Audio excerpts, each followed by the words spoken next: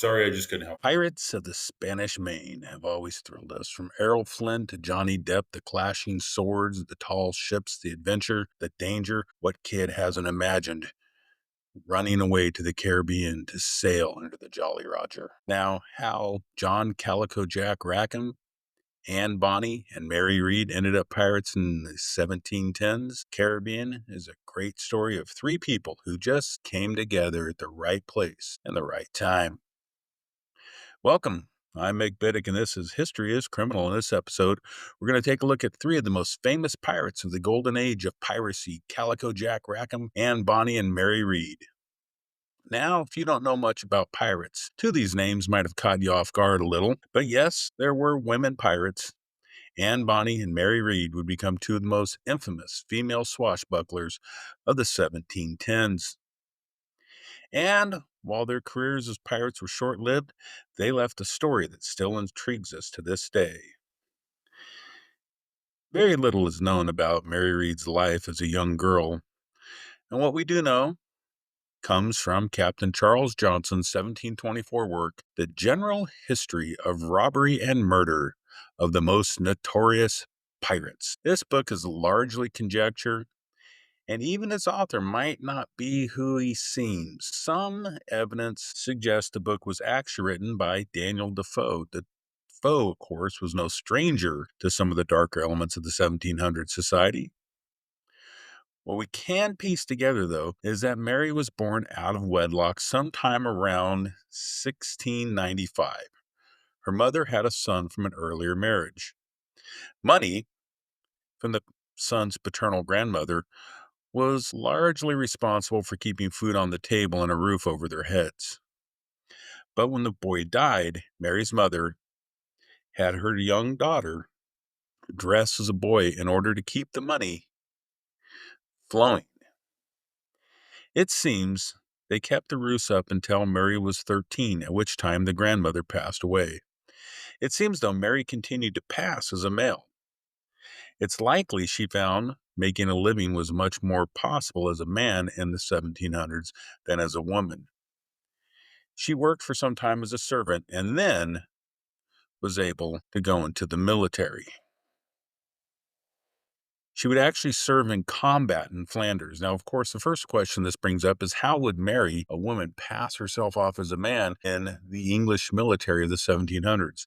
Clearly, a physical was not a requirement. While disguised as a man and acting as a soldier in Flanders, Mary met and fell in love with a fellow soldier. Revealing her true sex to her comrade in arms, they were married and both left the army. The young couple opened an inn in Breda, Netherlands. Unfortunately, shortly after opening the inn, her husband died. Unable to run the inn on her own, she once again took the guise of a man and rejoined the army. It is reported that she was actually quite the soldier, but as sometimes does, peace broke out. Without a war, the chances for promotion dried up, and she would head off to sea. Mary, still passing as a man, was sailing on a Dutch merchant vessel when it came under attack by pirates. Being outmanned and outgunned, the Dutch vessel surrendered. It's unclear if Mary joined the pirate crew by force or of her own accord. Either way, she was now a pirate stalking the waters near Jamaica. This was the golden age of piracy in the Caribbean, and governments were at their wits' end trying to stop it. So in 1717, it was decided to offer a pardon to any pirate who would surrender and take an oath to never take part in piracy again. Most of Mary's crewmates jumped at the chance. Mary found herself without a crew or a ship. Mary, it would seem, would not take the pardon, and it's unclear what she did for the next couple of years, but in 1720, she would again find herself a pirate. Now, whether it was simply hard to make a living as a woman in Jamaica, or just a drive for adventure, or maybe she just liked being a pirate, Mary would dress as a man once again and join the crew of the William, captained by the notorious John Calico Jack Rackham. And it was on board that ship that she would meet Anne Bonny. Unlike Mary, Anne did not disguise herself as a man, except when in battle. Maybe it was Anne's unflinching defiance of the cultural norms. Women were not even supposed to be allowed on ships, or maybe it was the rumor that Anne had made passes at Mary. Either way, Mary revealed her true gender to Anne. And Anne was more than just a member of the crew. She and Calico Jack were lovers. So when Jack became jealous of the closeness Anne showed towards Mary, it forced Mary to come clean to the captain. Mary, however, still dressed as a man in front of the rest of the crew. It would seem her disguise failed to really fool the crew. Even a survivor of one of their attacks said it was easy to tell that both Anne and Mary were women from the, quote, largeness of their breasts. The survivor, Dorothy Thomas, also gave a description of the two. Quote, they wore men's jackets, long trousers, and handkerchiefs tied around their heads, and each of them had a machete and a pistol in their hands, and cursed and swore at the men to murder me. The story even tells us that Mary fell in love with the ship's carpenter. When the carpenter got into a heated argument with one of the other crew members, it was Mary who came to the man's defense, killing the other crew member in a duel. Anne's journey to become a pirate was not completely different than Mary's, but it does hold some unique twists. Anne was born sometime around 1698 in Cork, Ireland. She was the illegitimate daughter of a wealthy lawyer, William Cormac. As a young girl, Anne had even worked in his house as a maid. And maybe it was that caused the affair to become public knowledge. And what would be a shocking twist for the early 1700s? Cormac not only claimed Anne as his daughter, but divorced his wife and had Anne and her mother move into his home. Yet the scandal proved to be too great.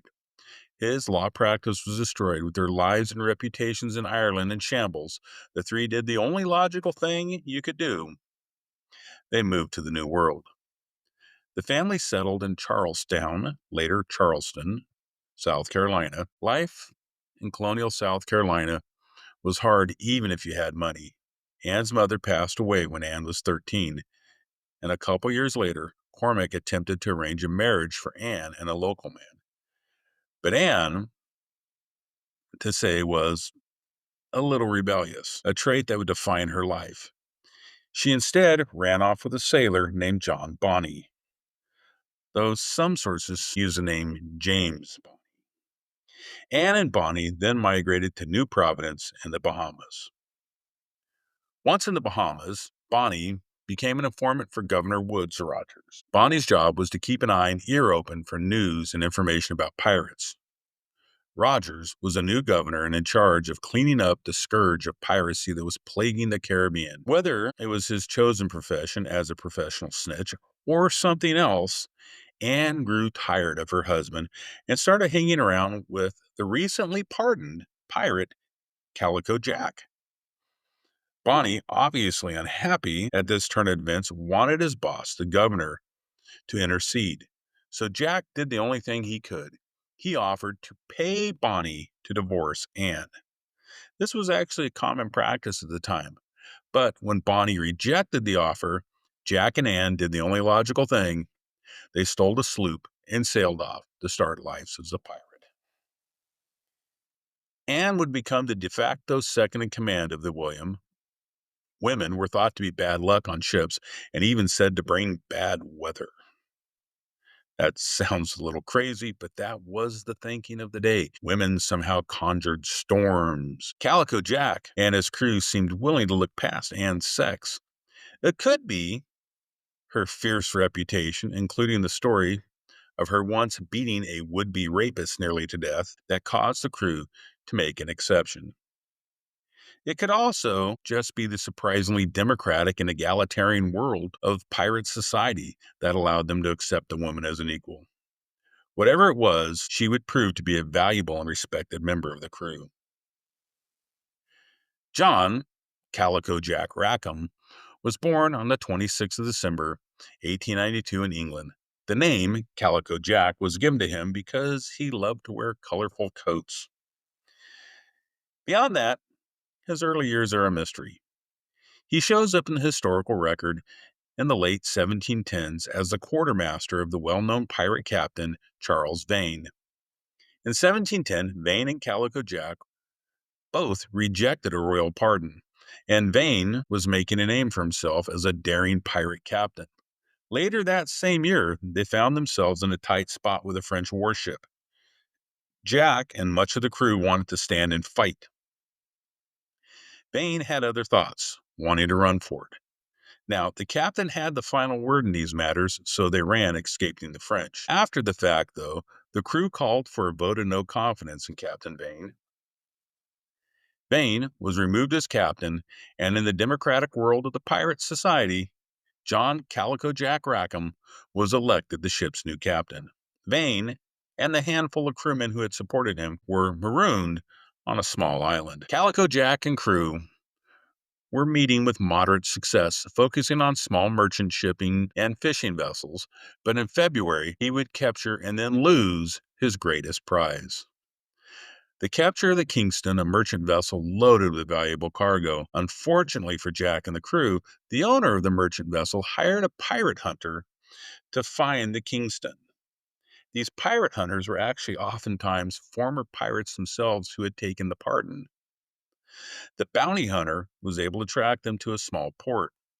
When the bounty hunters sailed into port, they found Jack and the majority of his crew were ashore celebrating their prize, most likely heavily drunk on rum. So the bounty hunter simply stole the ship back. Jack's pirate career at this point started to have far more risk than reward. After several close calls, he would make the reasonable decision to take the pardon offered by Governor Woodes Rogers. Jack and crew appealed to the governor, telling him that Vane had forced them into piracy. And as luck would have it, Rogers had a deep personal hatred of Charles Vane. This made it easy for Rogers to feel justified in granting Jack and his crew a royal pardon. It's unknown just what Jack did to try and make a legitimate living now that he was making his home in Nassau. But it was while there that he first met the very married Bonny. Unable to get Anne's husband to grant a divorce, even after being offered the payment for her, the couple stole the sloop, voided Jack's pardon, and started a new life as a happy pirate couple. So it was in 1720 that the William, commanded by Calico Jack with Anne Bonny as first mate, would take on a new sailor, one with a secret that Anne soon discovered and Jack would learn about later. Mary Read. Jack, Anne, Mary, and crew really stepped up their game at this point. Jack kept to his old MO of targeting small merchant ships and fishing vessels, but also began to go after other small pirate ships. The reason they targeted the smaller pirate ships wasn't for the booty, but if captured, he could force them to join him. Through his new twist, Jack was becoming the commander of a small fleet of pirates. The only bad thing was this new notoriety by Jack Calico once again drew the attention of Governor Woodes Rogers. The governor issued a proclamation calling for the capture of Jack Rackham and crew. The proclamation made special mention of Anne Bonny and Mary Read, once again proving that their disguises weren't really fooling anybody.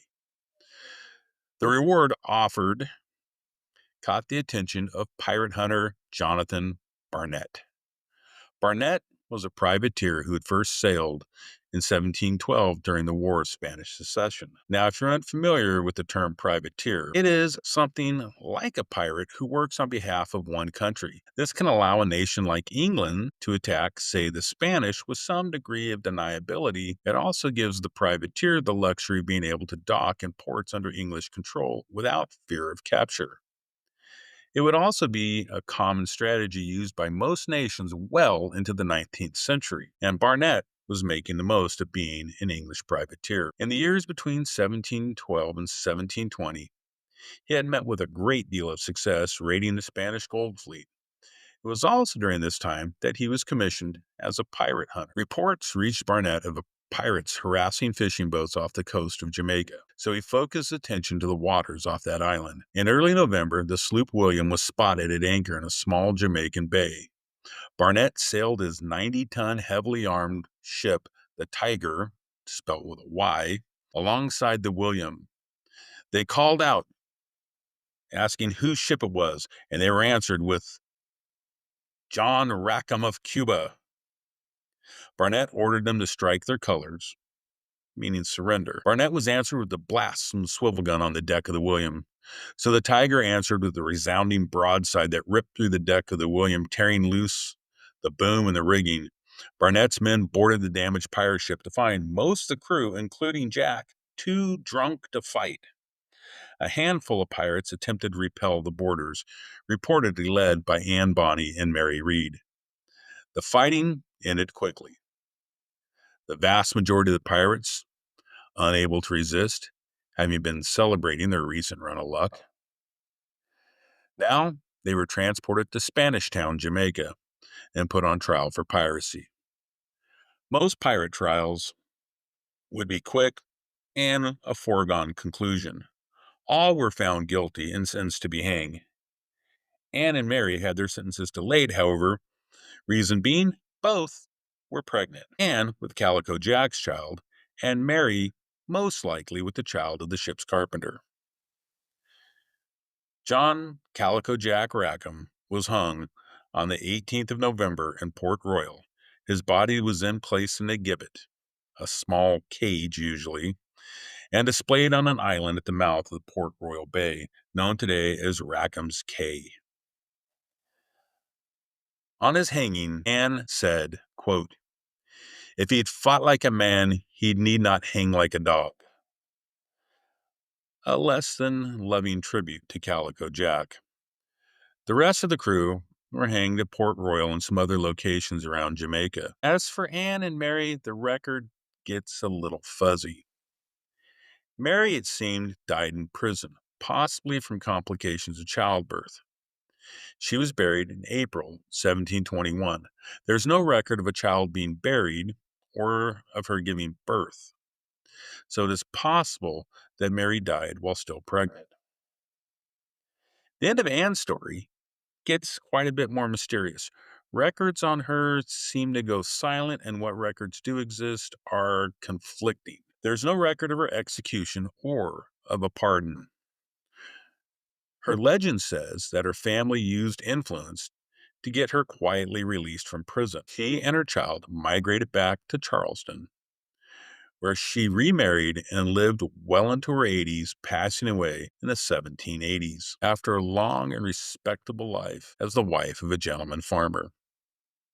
Others say she never left Jamaica. In this version, she remarries and had several children.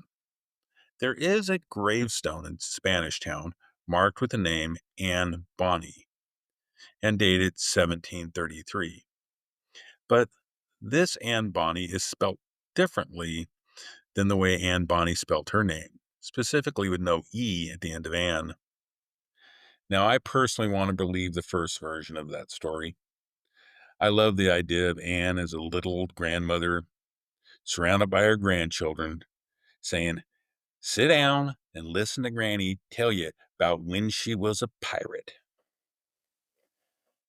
The golden age of piracy in the Spanish Main would come to a close in the 19th century. Professional navies replaced privateers, and steam-powered iron warships made piracy far more dangerous and costly. Of course, pirates still stalk the waters in some parts of the world to this day, but the romantic idea of the pirate with their odd democratic traditions, full sail, flying a Jolly Roger, is long gone. And while the reality was never quite like the swashbuckling adventures we watched or read about, there will always be something that draws us to the roguish men and women who sailed and fought in the crystal blue waters of the Caribbean. This has been History is Criminal. Come back next time, we'll take a look at another crime from the past. And if you get a chance, go ahead and follow us on Facebook. If you have the time, go ahead and leave a comment. And as always, if you like what you heard, tell a friend. And if you didn't, tell an enemy. No need to suffer alone.